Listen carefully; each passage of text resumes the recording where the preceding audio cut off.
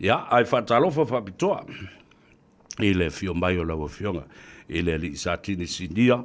Ia, mai se foi o mamalu mau taulangi o le are papai ai. Ai tā se o oe o le tama e malu ai le malo. Mamalu ai matangata. A nuu matangata lau tele o le atero. Pe au suska i kura fongo talofa maruira tu se fo i lawa fionga. Makaloka fo ia. Ia, so fo maruira nei tū la o le fiafi. Lawa fionga sa vea po lau sungale ia taua ia whapea fo i le tātou alisi whaasara lau. Ia, mai se fo i o le whaafonga malu o le tātou tunu o ma le tāpo inga fo i. Ia, ta mamtina mātitua, tupu mai o le tātou tunu. Ia, e nem whiona whaangaloina. Ia, ona pa ia le atua, se o lava se whatawhaitaulanga o whaale malu ai. Ia, a wālava le tauasuina o le vai o le ipoleo. Ia, malo le soifo monia, tātou pāanga masani i lunga o le Facebook. Ia, po lunga fo o tātou YouTube. Po whea lava se vaenga o lo mō mea tātou whaasara launga. Mai se lunga o le eia tātou le tio. Ia, soifo monia, nei tū lao le fiafi. Ia, malo le whalak. O uma fo ngiva ia ia o ia o uma o kai au ia e mo ia fo ia mai o uma nei sabia sa o le lei lava oe ai fainga luenga le talina o vala au le tunu ia e tonu foi oe o le memoria al taua la tovia po le lava o le tala ia tau longo e le mapu pe o le masadi le tunu o muangana e tu manu ai le tu longo a wai taua ai mai se fo yo nei melo tupu mai le nei mai tau le su fanga fo o feta avalenga fo ile o polokiki o pufai o malo ngase o pufai o le tu ya e pe ya o le amatanga fo le toe o toe malo malamba le fa vai ya le fo u toe mai o le mea tasi ai o le tatu ulu mo le tu o te tonu lava taulu alo ia i le anga le leo le tua ma whaasino ala foi. Le mesi leo kongu ua kulu whongu whakalai. Au awa le whongu whakalai sa i le atunu o Kensing. O Kensing e le ba o Afrika. Ia ma le atunu o Falani ma sa pulea foi. Stama i motu le sau suia i le whono. A pale mene ma o latu whongu whakalai o le whaululunga o malo le taupulenga Peletania. To titi ono sfulu ia le la sa to e se atuai ia e pa lo mo le pisa fo le i Samoa o le vetala e tano ne fiafi sa ko fa yakula kala savia fa pe o le ngalu fo fika la e Siki walanga o fai o le tunu ulia o le si piccolo fa sa le di al piccolo fa sa le piccolo le la fa pe ngalu ko inga le asisi ma ko piccolo it's a beautiful country it's small sa le o tuto o tasi mai nei le ina ua o ese ia tangata falani ma ia ai e na le ono sfuma lima afe ia tangata faitau atoa a fai ole nu a le manei ia o na to fo i pulenga ma mea va pena le ala na la tu tali malo i fonga feta lai uma o pale mene e ono sfuma tupu o malo tau pulenga ma isi malo i fafo atu le tau pulenga ia o pe o le tau la le na wa o silsila fo i le fionga le li satini o se te mo le o vala o mai se fong fta lai mate fa sangai to titi fa i tu la o ma fa sanga e le talo le fontanga o me lo tupu Samoa to tono le parlemene fa pena fo i ma Tulafono o lo o fo watu ia le parlemene pasia ma me uma fa pena me la va Tulafono so ese le tau ia te au ia o ngā ruenga fo i whaatino al me si lau tau nu tonu tua e le te tai o le mauta ia so ili se vai fo e tu sai ma ngase o malo ua e tau o le vaenga lea savea ona ia o le upumonia savea ia tate ia lava ia i le iai fu isea ia ui e lunga o vaenga o lo tutupu tātou tunu i Samoa pe tala noina ai ona o leo te tilo inisi o whamatalanga o talafo i lungo o tātou penga te whailangi. Ia, na o se tu walano. I le ngana o lo whaunga ina. O le silea vaenga le sa tātala no ina fo i lea. O no lo a fia inisi o lo o lala i ni usila nei. I ni upu whamata umani upu o lo talafo fo i le leo no a fia i li saunga le mo le stangata. O le sosoani ia. ina i te i ua laveleve o i le tulafono. Pauale o la utu walalo i vaenga o lo i ere te mine. Ono na iei nisi o le atunu una walau mai. Ono wa iei ni vaenga pe ua afia e fu lato fu i te mali. I upu wa talafoma upu ua whaamatau fu i le o lo whai e nisi. Ia e afia e nisi o lato ainga. Ia afia fu i lato. Ia paulala fautuanga i le atunu. Mana tua fu i sa vea ma fufuanga rene i atunu. O la ule taia i Samoa. Pe tupu Samoa ni whaalawe lawe. Ai te whaamatau o lo se tasi i nei New Zealand o le te no fofo i nei New Zealand. Ai aluka ngakale abirangari poki. Te le vaenga o le tulafono. E mo li ai o il whaamsinonga i New Zealand nei pelo kaina fo o ntanga luenga leo. Pe a whailia. Ua i ai se talitonunga o leo lo o afia e te ono whaatupuina leo vaenga. Beke whai mai a lasa vea se leo kala ula kau whaafewhei. Ai ai le lango nau o e leo whai atu e la whamtalanga fo leo was written. E te lele vaenga e ha afia ai oi i stono whamsinonga mori ai oi o la ula whautuanga. Ia po o wala vani ve singa o lo tupu te mine o la whautuanga o la utu o lalo le tata o tonu o wane i se vaenga e te solia i le tulafono. I lo whaamatau leo se tasi. E mai se lava. O lo e whaamatau i e tangata e whaonga i au penga mani se vaenga. O la whautuanga sa vea. Whaafonganga le tata o tunu. Sila i vaenga i e ono a fia. O ke whai e nungolo wika. Ngā, tonu la. Ne i te ua e talafonisi o vaenga ufo i e whaamatau. Ai ono a fia i urtu la fono ni tu pauale ma na ia te le fautuanga ma nga la e tau na ban malamba ile tunu a wa e lua vaenga le o vatu libel act defamation act yo wa and threatening or le inciting violence o me fa pena e ta wo te le leo fa mtala tu le sunga le satini ai o le si vaenga ta wo fai ma seusila sila.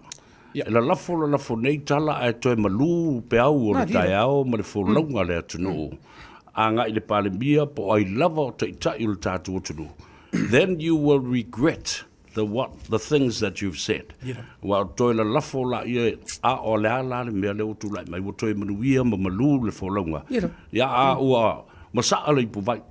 Ia le mwhai ona toe a puti mai. Wa mata ngā tala wa wha lele, wha sanga i stangata po nisi o tātou taitai. Pei o le pauale o le vaenga peo ne tawa. O le si vaenga walanga o le upu monisa vea. O iei nisi wa mōlia. Monila. Ini upu whaamata o lātou whaia. Ia inisi fo i nunga lava lo penga te whailang. O la leo le vaenga i rātou au lau pēr whai nei tau. O i lātou o lātou whi ave ia whaamatalang. Ia lo i whi nei o lātou ainga o lo o mata ma tilo ma whaitauina nisi o whaamatalang o lo talafu.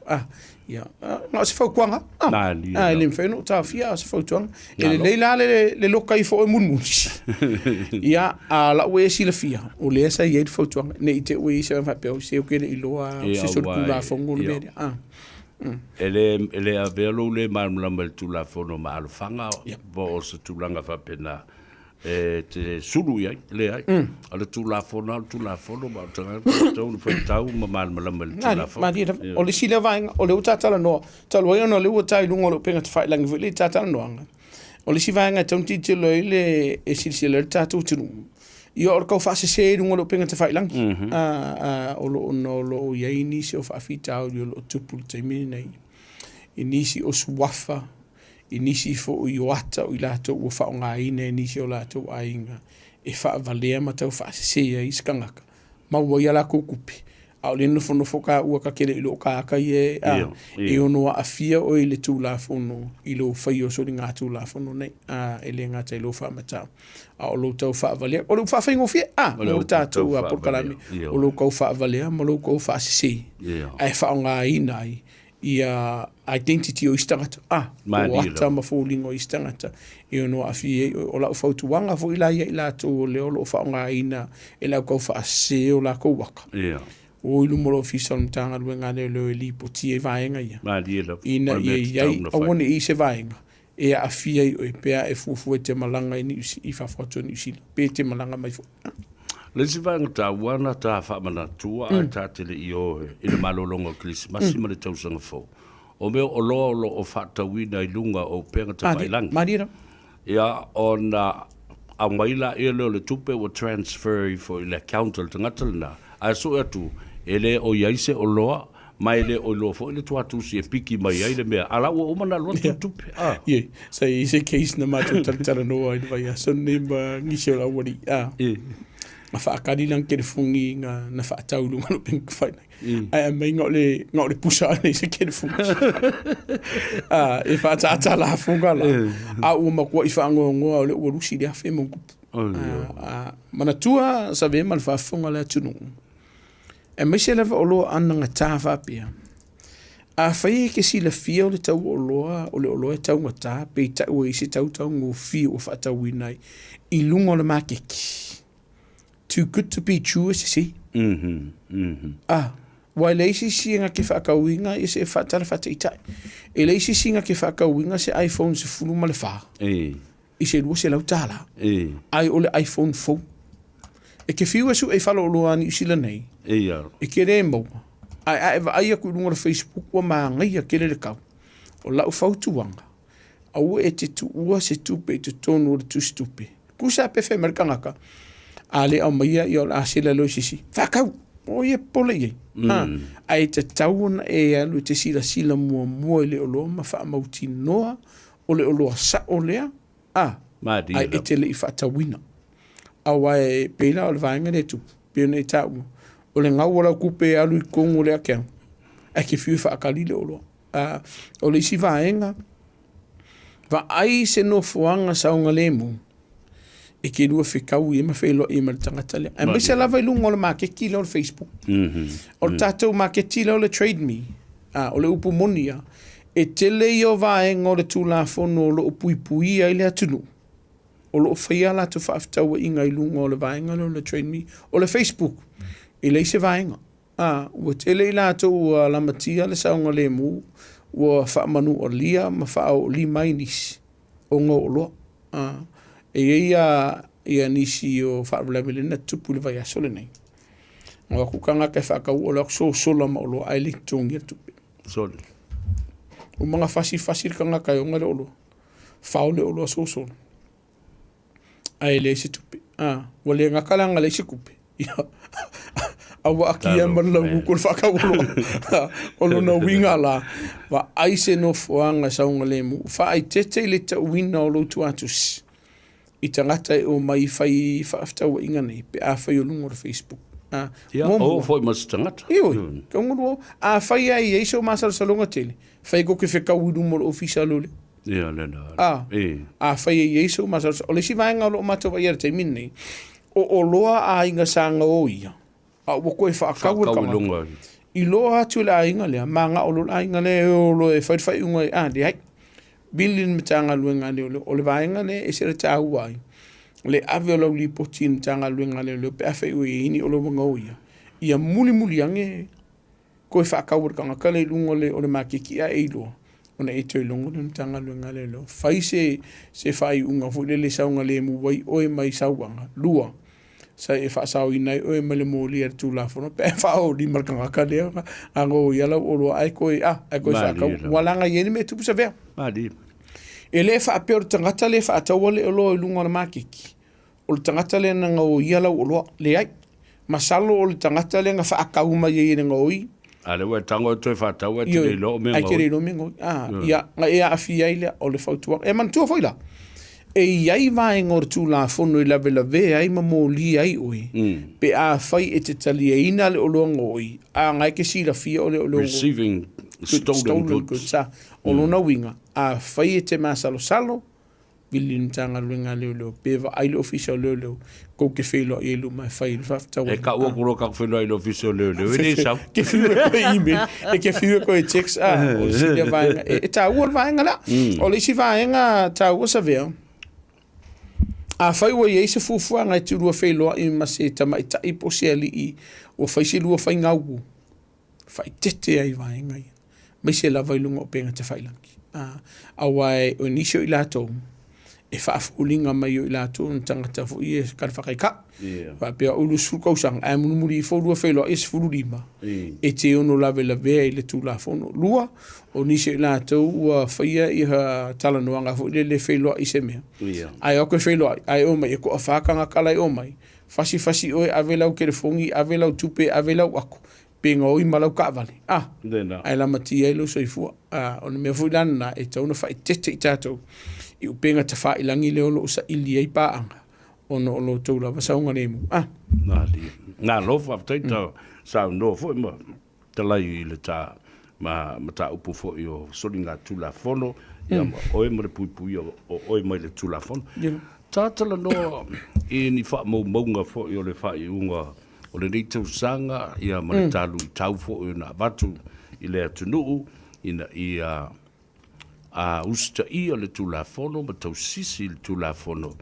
O ani whalawalawe onga sa tulai mai. Ia ma folinga mai ai sa inisi sa manunu ai pe ongisi fo I sa kaloka ai pe mali liu ai fo. Ia o le upo monisa vea e whiololo I lātou le ana mali liu le malemo. O le malemo lava ia e whiololo. O tilo atu le tātou whamomonga le I sa vea. E whiololo I lātou le ana mali liu fo le taimi o le o whiwhianga. O no whaawalawe tau tā vale, o le malemo, o nisio sawanga, o le olo whaasolo nisio susu e ngamtanga luenga le lo taimine nei. O no nisio I lātou o mali liu, o no nisio sawanga. E le teles whamtalanga luenga le wa o lo whaawapia susu e ngamtanga luenga le lo. Peita! Mo va iolo mau ma soifua alo ma whanau raiti. Moni. I le vaenga le le vai aso lava nei le fo ina i nisi le ana mali limo. O le sa watu whafautuanga hui lele. A whaiu e sa uni e te alu e te whangota pe tai e le whaifu se tai lenga tulong. E te tau ona sila mua le sa ngole mua o e molo ainga. A whai ke sila fie le la wa au whamona mole. So mai le mea papau tulo. A whai ke sila fie le la wa au mai le te tau fo una e ta ele pea e tango fie le ava malosi. A wifi mai po le ane le o la wa au savia. E te tango fie no le ava malosi. E te le o le vaenga o no a fia I oi I le e mise lava vaenga o lo marimo. O lo na winga la e ta ua. Lo si ta I fautuanga, lo si ta I tulafono. O sa wanga lava ia le ana tupu I le whaingora tausanga. Festo tele. Festo tele la tu na sa waina. Ai o sa wanga ia. Tele lava o sa wanga ia te tonu ainga. Domestic violence. Ai tilo fo ia. Ia a fia I lava malos. A fia I e whalau whasaina. Le fo sa ia inisi o whalawalawe lena whaonga ina I la o malos. O le sile vaenga le pole mtanga luenga. O le tele ia o le la o malosi le lo mo le timine e whaala tua. Le leise nei. Le leise nge. Ia o le sifo la le vaenga e watu whafautonga e tatu tino. A whai o oe o lo ieiso la isene ai ni la o malosi lo la polo mota. O vaenga la vaia mai ai ngor tulafono. E tatau o na ieise no fuanga malu. E loka le iei lua. E le tu whaatasia le la o malosi. Makiripa. Vaenga e tauna ese, maamoki. Ese le vaenga. Ai le ilopo febo iei ammunition. Ammunition. Ese le vaenga. E te tau ona te ua I vaenga nei. Ia saulana ngoi. Piki ngā le whanga. Ai le ilopo feo I vaenga. E le mwhenga whangain. Malisi vaenga. Whai e te sila fia wanga oia. A weke whaakali mo risi duai kula por kuriku nei. Wa te tau wauna li potia I le taimi lava le na. O loo vai a whato tele o nisi o le tunu o loo a whaina. I le la au malosi o whangai nei la te whaatino. So ni ngā tulafono. E tele I o tātou whaarulawe sa tupu te mile o le whainga manolonga. E se uma. O le si vaenga ia. O le se ona o sao o le fia tutu mtanga ruenga no reo. Le sa vai e le te mile o tātou whainga malo. O le fwoi tupu. Koi kiki le misi le aso. Ma vaenga I o lo tupu I la tō so sola mai I tono fo I tono tāwale. O le tutu pe whaatu mtanga luenga le lo. O vaenga mo mua. Walanga e kua I loa I eliang salanga e kwhai. So tulafono na te whai. A whai se so tulafono o leke wherua e le so le senga la whautuanga. Tu mtanga luenga le. E le le wakunga o lau sala. Ngai le o lau sola. Ai mau o mtanga luenga le lo e le ngata nei tūl whamsinonga. E ono sfuru aso e loka I lau sa. Longa winga, e whio lula si kupe koe a mai whawha impound. Ai o le pito sili na tā ua, o le whaasao ina i o le soifua, man saunga le mua le tunu ua. Tu, awa, e tuli lo e leo leo. Wa tele ia wanoa e mwhaiona a fio lo soifua, le soifua leo leo, ia ma mea tōti no runga le ala tele, ia ma soifua o sesi tangata. Ta'o le. Awa o le lau whatu nei. Awa whanau no lava wa tau mai nei Holly Street. Ai le ma mao ma lo whale. O nā le whasio tia mai se tina ai le aso tonu lava le pō le vailuanga fo i o ina ai Avondale. Au te ila i le uafe mai ina. Au se domestic violence fo i lava su ngari. O tumu i tangata ma tu uai teu o pale ma mea whapena. Whapetalo whai. Le aso fia e Oli ma o sana aleluia tangata ma fia ma ta fao ma eva ma fo i le lofa. Ai o le taimi fo i lea. Lea na malanga mai e si fo i tangata se tamaloa ma sona fafine ua hoti le teine. Ai o mai mele loi Hamilton wa leo i leo i Hamilton. Ai o mai i leo i manukau. Ia la le tele la i se whamtalanga namea. A wao leo i li mo leo mo lo tau fia fo i o le swafa o le tamaloa. Ia, ai fōringa mai, o le afa fine moni a o le tangata leo o maliu ai i tonu o le tāwale. O le winga nāla o whamtalanga se vea. O te tonu lava o a inga lea o tele na tutupo i le tele o whaala velavi. E mo i lava i le lau tele o le atunu uvu i le nisi whaara velavi o le lau molo vale fu i e whaia wha o ngali mai nisi. E pio le titi lava i al matanga luenga o le tele o whaafita uli. E meise lava vaenga i o sauanga o te tonu lava i o a inga. O le vaenga la lea tauna whaitete tātu tunu. Mana tua, e le se mea la whai ngai ka miki re rua ve singa tulo. O le upumoni ana, la vea fuafuanga e le whai misa. A whai wa i se mea o e le whiwhia tina o la inga tala noa. A whai a ua whaatele ina lo wita. Anu se vali. Whapena fo i ia tina. O kilo nisi o tātou fika fo i ia po nisi o whamaumaunga. Tasi i le tolu tina. Tasi le fa, tasi mai le fatina e tele na sawaina e tausanga uma. Tasi mai le valutama e sawaina e tausanga uma. E ova male se lau afi. Nisi o ngā luenga o a fia i sawanga i ainga ma bevesinga tono ainga. E o el mtanga luenga leo i tausanga uma. Ala se ngumela sila yai overrepresented o tātou tangata Pasifika. O le sila vaenga o kilo yai. I le se lau wafelena o whaalave o lo li potia i le matanga luenga leo. Ai fia ma fia nisi o sawanga. E le o li potia i le matanga luenga leo. O la ula fautuanga i le fia nei ma tātou porkalame. Whaamole. A whaio a fia o ni sawanga. A whaio i ni whaafita o uli o lo a fia i fo ili whana o whaamukmuri.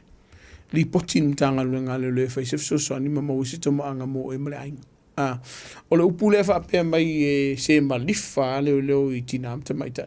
E langa malifa leo i tina amta maita i ono le to o telo i lato o lo sa waina. O tina amta maita. A sa wainga fo i kamari. A whaila o sa waina o weke papolo i se vainga whapena. A sa waina fo le a. Ko sa ngā tuu i e kama makua le whiwhingi fo.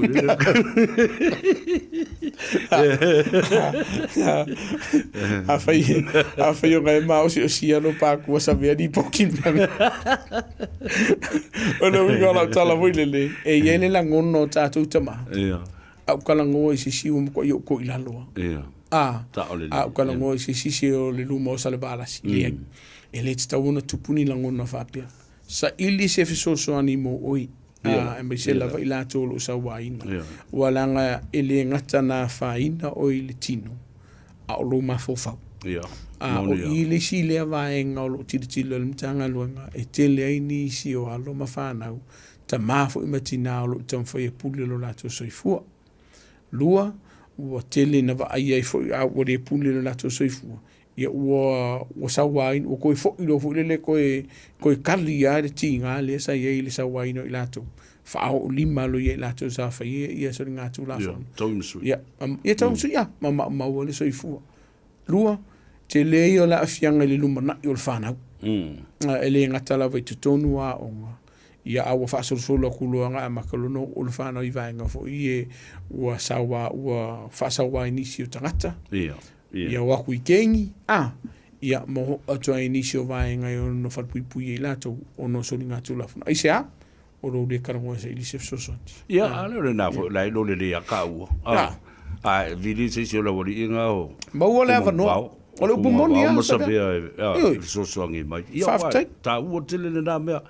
Ala au se tangata e te whaatutua. Ina po se tangata fo I te manatu e mawhai ona, to start a conversation. Marira. Tonu e sa ili vai fo ai fo I mo ai fo se me fo mo ai fo le wha marusi au la to. Ai leo leo wika le fing. Ngai alu e tsawal bali ala koe punga ka vale aru e ingu e sau roa worse. Wa maka ngare me la fai. E lua la me fai. O le sau oe whaatupu le vevesi ma sau wa ina I lo wainga. Por sau e makapungi ai de fa. Sau lo ai ka lor pese vole le a ko fanga me ke pokino. O le sile fa tuanga. Tala noa I se tangata I te tali tonu hina. O le upu monian, wa le upu monisa vea. E sile atu de te leo le afianga. I le si kaimi. I upu le a rukanga ka le fa sala lau o winga le lua tala noanga. Ngai lo le meren kupu I lo wainga. O le vaenga le e se le tāua I lo tala no I se tangata. E le alu koe whai kakala maka unkala se ingis ka ngaka lua. E le alu whaasala laru I le Facebook po lalangi a ko le mele o tupu I lo wainga. Mo I la tō lo o whaasoa atu ia I la tō lo afi e wha mole mole. Sila to ai le saunga le mua I la tō. Kalia mwhaaftai ua tali tonu wina o I la tō I tala no atu iai. E le kaulanga e ruko e kau solo I skanga kam whaasara lau. Whai e te si la fia e le lava lo to mai, e le maua I a te Elisef Sosoni, alu e sa Elisef Sosoni, o whakasi ma leo lo a fia. E sa Elisef Sosoni mo I la tau e le ngata e le mafaufau. Ia o nisi fo I o sauanga o tupu I o lātu tino. O le vaenga pito I sili le tau sa vea, e tau o le tala noa. O le ka ua ofa ia le a e ka kia nunga lau. So se taimi e mana o mia ai, e maua le taimi e tala noa ai, e whaasoa ai. Ia ma maua e fo inisi o mafaufonga le leima, mafaufonga fau. Ina I so sani I o whaafitau I o lo tupu. Aftai il whaafonga le tunu, ia, alo e mai mo, ma whaafonga mai. I le porkalame Oe Male Tulafono e peo le masani ai le paanga tōtino a le si ufongo Samoa male a tau sa vea le sunga le li satini a tumanuvao Siki AH-SHEW I le nei fo I a sofa reile watawa lunga I ai tiute ia mga ruenga fo I o le nei mai aso. Ia ini mea le nei ma le swinga fo sa tilo ma mata I tu le whatustusa I whainu mera o soli ngā tulafono le la tausanga ma le nā vai teimi I whatustusa mai le tausanga le nei. O lo o va ia sfuma tolu le na manli. Ia pe a fua I tausanga o mawai ma ona tua le ua I alo le futato whainu mera. Au whainu mera le te tau wā ona iai. O le whaftai fo I le tali mai le tātou o tunu. Mana tua tātou tulafono le ana whaamalo sia ia o ke topa. O tātou whaero ilo fo I le o King Patches le na iai manisi fo I o vaenga. Te le I o suinga le uva I te mini le mtanga luenga le leo I o fo I le tali mai le tunu ua whaititia I lato o whaia pele a vaenga o le whewa I fo I le ma mo lato ofu ma vaenga I tonu o tātou taulanga whaatau po ono whanga whaitili. O le ala o to tile I lato o lo to whaia le vaenga lea. Ia mo ia fo I le savea ia inisi o alo ma whanau ia me se tamari o le tunu o le tonu o kenginga ia watu fo le whamaro. O le upomoniana whaftai fo I le taulango fo I le I te tulafono. Waia a fia o mai tātou savea. E a fia I lato o tonu o kengi, e a fia I le tunu wa mana tua o tele o tātou tunu isa iai. Sa whaima fefefe o I taulanga whatau. Mano whanga whaitele. Pe a lato wa I lato lo I lato o fune I lato konginga ngi. Peita. Wa wa I te mine nei. Ia wa whaititia I lato lo I le popole te mine nei. E mo ia fo I o lo I anisi o lato whai o lo lato soli e per tulafono. Ai lo koe ko kedi. O lo va ia fo i male to tanga luenga leo nisi o tatou maliu leo lo ia tatou kengi wole o toi o fu ia la to ninga ia fa tai fo i le mana ia fo tulafono mana tulafono nei save madi ele fa ia kanga luenga leo fa tuina le malo fa malo sia le tanga luenga leo ai le yo fo le temi fa malo sia o le tele yo nga luenga le sa ma to fa ele ngolongo pu ile ina ile tunu fa mana malama ile nga tele tunu o kengi ese le afianga o le tunu pe a o na fa malo sia tulafono le o le si vanga lo vai te mina ia tatou vainga fo io te pe fale ia mo ia lo ko kiri ngoi ka vale mo ia la ia o lo ngoi tatou ta vale ai a fu le telo le tunu ia o fa titi le vainga le tele ai o le fa tuanga le tatou tunu wa ai se vaenga saunga le mu ma le sifi e pakai lau ka vat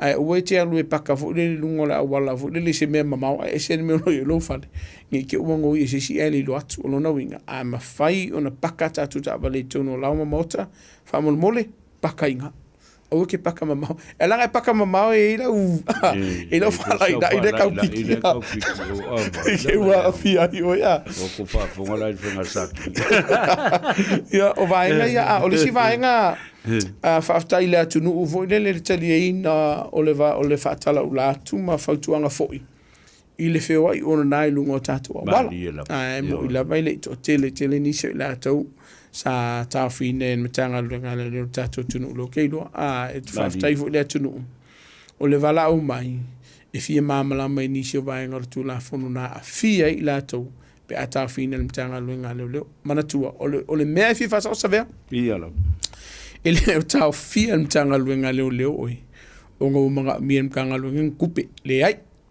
ele ai se vaenga o fai whaatau wanga i hu ile o ye ke leanga tike de maua se whaamanu yanga le ai le se vaenga whapena o le vaenga na i fia whaamamala mala tunu e ala ona tau fia o il mtanga luenga leo o le puinga o le saungo le mua o i whaapea le lau tele ia o vaenga i e pe ona i tatu ta avalele o se whenunga o tatu a wala o vaenga leo lo whioa i tatu tunu u lo o tau mawhaina la ava malo si ua le se where to telo le tatu tunu o i lātou o lo sono sao i lungo tātou a wala.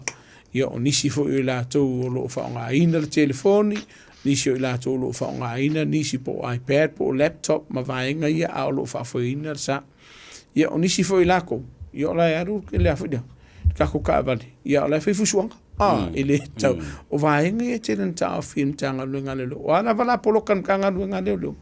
Ele o whaia o ngor whai kupel tanga luenga. Ai whaia ona o le sila ma le tilo i le saunga le mu o le atunu lau tele. Ia, me se la, e a fo i le a o le tawale, e whai le seat belt o le maile, ai le whai seat belt o le maile. Ia, ni si vai ngoro o whai te mine le atunu. E whai fusi pa. Ai ua le wha ala vasa o le fusi pa. Ia, wha ala vasa. Ai kua. Iti hai. Whaao ngar fuspau, whai whale fuspau. I le vaenga na au mai ei. O ai pepe mai a kuikua. E te lea le vaenga en whai una mawai lau sala. E peonga e kaua. Ua le wha fuspau, ua le whanga whao. Ai le fuspau oi. Ua langa e o le si vaenga. Mana ia ia o le wha maunga mtanga luenga o ia le corona lea na au mai i le vai asole nei. I se tasi o ta avale lea na maliu lea na maliu ai nisi peia mai le tunu o tonga le sa ina New Zealand. I tōturi rātule na mawara saifua. Na maua e wha maunga ia. O se tasi e te lele avano sa o na mwhai ona whaasau inai. Pe ana whaisi fuspa. E ta o mai ai i Samoa mara tātou tunu le tā ua o le whai o lo fuspa. O le vaenga momu e mise la vā lo ma whanau laiti. O le sao ma le lei o na whai ar fuspa o la tōna fua. E ono whaasau ina alo nātou seifu. Mana tua, a whai e lalo i wholo walo maratau sanga fu le ai pēra i titi fo lai tono rātono fo le tau le capsule la. E le te tau ona whaasanga ina i luma i a fōlinga o le whanau. E kaunga wikua. Se ia vanga nā ua o tau sanga fu le ua nofo i e tātou booster seats fo i e ma tātou nofo fo i e car seats. Whaining whaasanga i luma.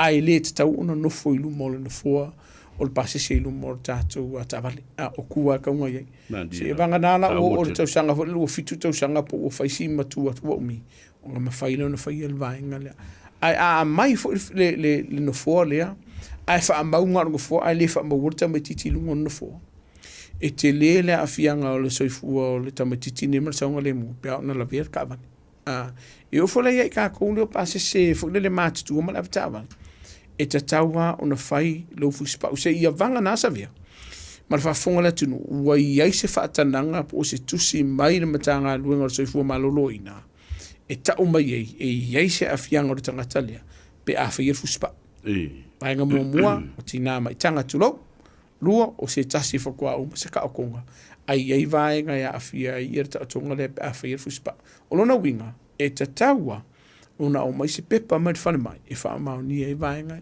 ia ai o malisi vaenga te le i o le afianga o tātou pe a tango fia la malosi pe a tango tātou tāwale lua pe a le lava lau malolo koe ko ma no marka le kako ka whaunga mo le aso fau po le vai aso pe a whai te sila fia mo le lava lau malolo a leo le na mai ka skolu pe ko ke fisuia a warsa unga le ia marvaenga tāua vai tātou sa fa tulafono hina ele fai mai e limas furu ai le par se furu a fai mai e limas se furu fai anga e lu fanima fai na e lu fast food e lu fai mai limas furu e lu se furu ia e onu tafie ele o ongo wole mu ke la wa o vaenga ia e se le fai ngo fie ona alo fia alo ma wo so fu le tunu ngasa lo va tai sa ndo fa lo fo i ma timba i fo il tatu tunu e se le fia la sunga le di satini tu mo va o le au nga io o fautuanga dei e mo le por calambel dei o mo le tulafono e le to tele o tulafale ia fa pe fo itabali io le mato nu u i avendale ia ona to mal mo lamba le ia e le mea le feo i e au noa mani le sene lua o le feo i ona na i tabale ia fa pena fo i ele tau mawhaava i mea ele te tau na tau mawhaava i olo o whai ei lika band ia nai whalongo mai ia watu e fo i le a fo i alo whaanga ma monga le lei a wau tangata umane o matai uma o le lei o lato fautuanga lo whai fo i isi tupulanga e o atu i lo mato nu uma tulanga fa pena i le to ina o whanai pupu ia fa pena fo i le sunga i asua o le whaife au sunga ia me o la mepa mai lato lava e fifi tele i lau por kalabel o Oe Male Tulafono e la fo mulu tai e lava tai savea ia o kako shopping center le o taro le fes kako kango avatulo tolu pumungia walanga lo tupu fa molmodi o ye lava no fanga fa tino i kako paki mai ngoi kako pi o ni sho la to o fai o fanga o ngale nga ia la kopulu tulo le fai le fali mai ngula lo kako la ni sho la to to mo fai nei lava malo sai le ve ke misa o la koi o le yere kangwa avaisi ko inga bana tua pione taua le kapani e lo se la limas fultara la usala pe a fai o tuntanga lo ngare lo ai mo o le to ma fai nei lava malo i tu tonu o tato no fanga fa taula si e vanga nga wa me se fa kanga fa pe kanga ka ma fa lava malo si nga po si sia vai ona fa ile a lo vai ma le fa no tele o nisio tamali o tato tunu tama fo i match tu o le e lo o ma o la uri i nga le fa lo fa ina lava malo si e lo se la uli mas futara la usala pe a tuntanga lo nga lo o fengi se fe o ia fa kolo su se me fa ye pe ki sol fangwa nga a ko ngi mal sala ia na fa longo ba tu telefone o pa anga o tomali mo fa le polo fo i ma tu te fe lo ia tu el nano fa ia le ia se si wa na uma aba pa o sabali atu ai moa ia moa ia tau tu na ma to li o ko poko e fenga me po poko en mana tu oli si vai nga ye mal si anga fa tu la fono tanga lu nga leo esa ati mai e tato ava malo si pe mo wala o la ye la puso la uma kala kasi da pala u ka maf e ye yan mal si anga fa tu la fono pe ele usta ye ni so fa tu nga man tanga lu sa sa mai fa fo ia ka ko mai mau kupe ia wa lo fa fo ia fo tuanga le mfa kango lo pusa alu fa le ngo lo pusa ai lo fa ko ai fa di mai pe fa le mai le ia fa ko saulo la sa ako lo pusa nga ia na le ngala ia le la me ki fa i fa le pa fa nga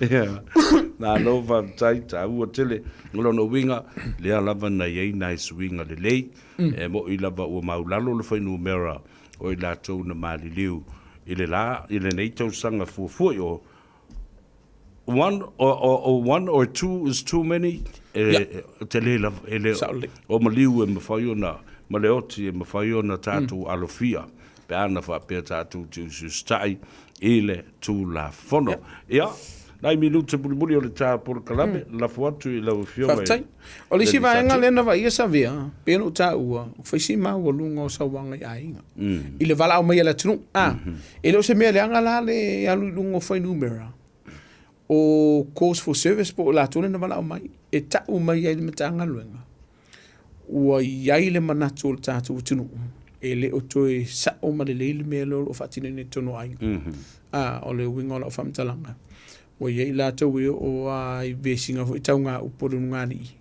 wa Vili Martina li po ti whafkai whaftai ua mwhaiona vini mai mtanga lu i le whapela ya kunu kanga luenga i lokasis ai o atunu mtanga luenga e whaia nisi o ngā luenga e pui e sa ngā remu e ere tātou pepa fo i lele ka o le police safety ona o le si lea malu si anga e whaina whaia mtanga luenga ni leo e ave esei i se tasi fo i lele mai tono se ainga pe whaia ua whaisi vevesi ele i aini sa wanga le i se wha matau anga o kau ngā upu mar wha leanga o mea whale e iai la tātou pepa lea le umu whaia mtanga luenga leo leo ona faatino ina la ona ngalia e be sei o mo se lusul man fai tula mai o twas fuaso o le pepalia ia e faian tanga lunga e mo lo sa ngale mu la to o afia i mako ki makale upe ina ia ai le lo kai oi ai a fai te to so lia pepalia ai ko fo i mal farele u male le marsi angal pepalia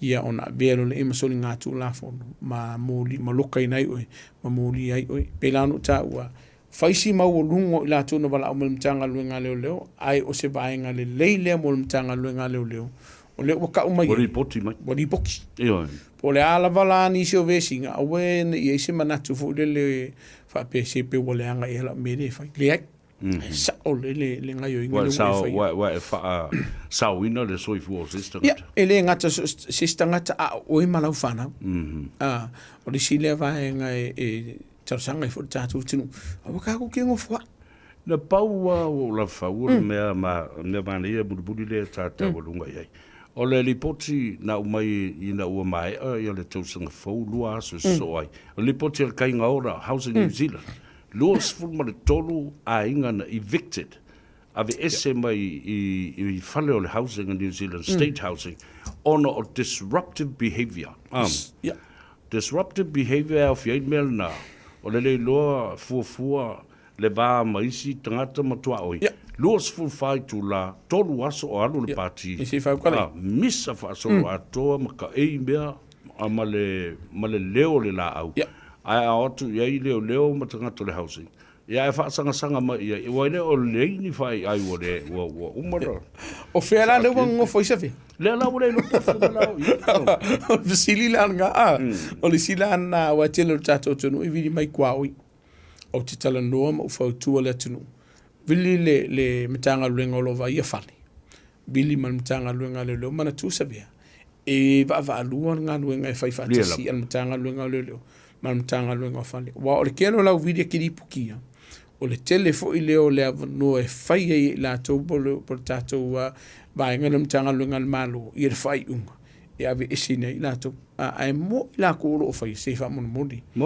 fai ma se fua ia wa le la o umala lo fai paki umalo fa misa i kwa oi a ofera le la ngofo a vela fa mo e saunga le mo e malo ainga ia kausi le va manga i kwa oi o wa ile time o si va ngalo va ia te minisa vea a o va ia ni o no fanga fa pe la lo ntanga lo ngale lo marka ngora e kasi lau ka paka e aku ngisi o umaru ave umaka paka ne hai tau tātou susta ia tulafono umana whata tia a wai te lele vaenga e a fi ai oi i le tulafono pe a lipo tia ia ngia fiafi whaftai mo re tātou porkalame ne fiafi lau fionga sa vea whaftai tātou tunu i le talia ina fo i o tātou porkalame i o tō lao ma maota ia o le manatu au tūlava ia ma le wha mwenga o tātou porkalame e le ngata i e malamalama i vaenga o le tulafono malamalama ia wa ia tau Mava noa e mawhaiona e lipotia e nisi o vaenga o whaaru whesasiro mawhauwhau.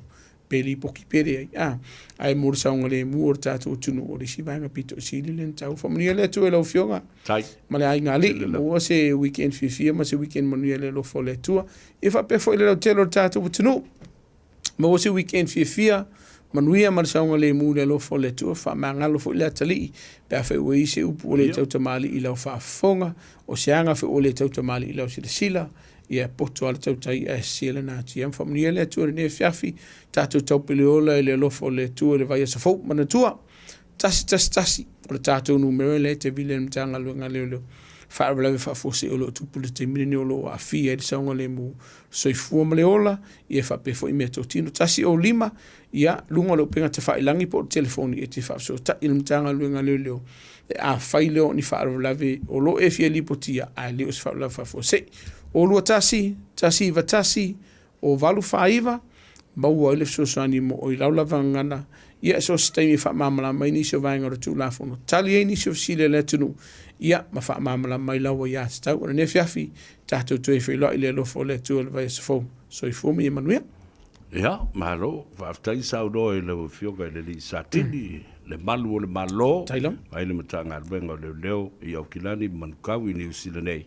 le ua whaasoa wa fo i le whaafongafonga tāpua i le tunu au te nofo mo o ai mo mawhauwhau o tonu i o ta ainga o lo tilo mai o ta ainga mai vai lele ma le tongo ma le whale vai maunga ma te tunu whapewa ai vai le au vai lele le kalangoa mai a tu leisi tu o ta ainga mai i le ainga sa tu manu vao te o matavui ia mau ta ainga i whale aliri o la fo i tilo mai whapea talo whai i kama whale aliri lele male ngawha o tu manu vao lele ua whaasoa mai o se mea le lei mita ai le loto male anganga o lo whaiso ta sao ia manu vao ai mai se le whaafonga ta pua i le tunu